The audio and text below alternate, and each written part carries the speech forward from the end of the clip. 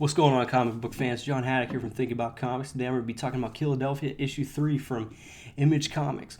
We got a lot of things going on in this book, and this book handles it very, very well. We get to see, the origin story of John Adams and how he became a vampire and his rise to power in the vampire organization that's slowly taken over the city. We also get to see what I think is what the core of what this book is about. It's about, the father and son relationship. Now, Detective James, I think he's kind of coming to the conclusion, and the dilemma that he's facing is kind of, his eyes are open to it, that he is a vampire. It happens. He is definitely at a crossroads with his son.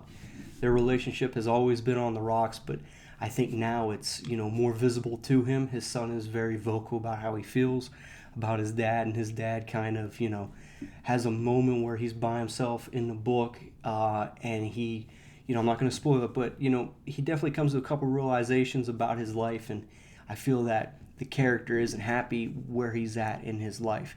And I foresee that this book, using that plot as a huge plot development, we're going to see both these characters maybe, the relationship will continue to go down the wrong road, or maybe we'll definitely see like some redemption for this character. I hope that's what we see. I think this book is doing a lot of great things. I think it's really easy to see why this book got picked up. One of the things I really want to praise this book for is its pacing. I mean, we're only in 3 issues and we've already had so much happen. We get introduced to the main character. We get introduced to the problem. We get the villain's whole backstory. We have, plot developments. Hey, all these, there's all these nests around the city with these vampires. They're coming out at night and eating people. They're trying to take over the world, do all this craziness. And we're only 3 issues in. I know me and Bethea were talking about it earlier. There's a lot of books out right now, like Red Mother and Something's Killing the Children, where we're three books in on the one, and we really don't know what we're getting into.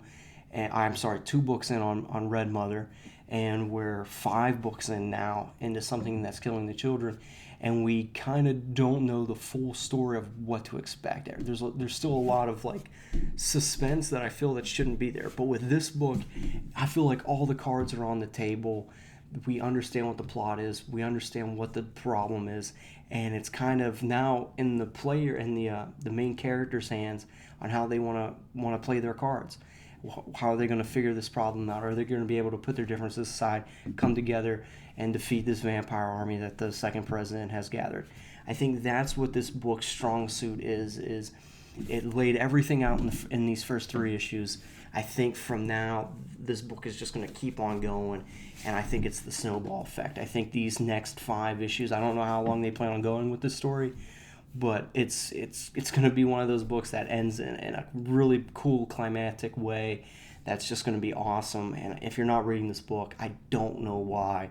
The art is fantastic. It's an adult themed book, even though it has like a hokey kind of feel to it of this, if I was to tell you the second president of the United States is secretly a vampire and he's still alive and he's building this vampire army, you'd probably be like, what 80s movie is this? No, this is a fantastic read.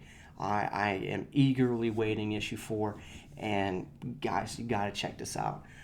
Please give a like, give me a subscribe, hit me up in the comment section. Me and Bethea do our best to get back to you guys. We love your feedback. We love engaging you guys in comments and discussions. Thanks, guys.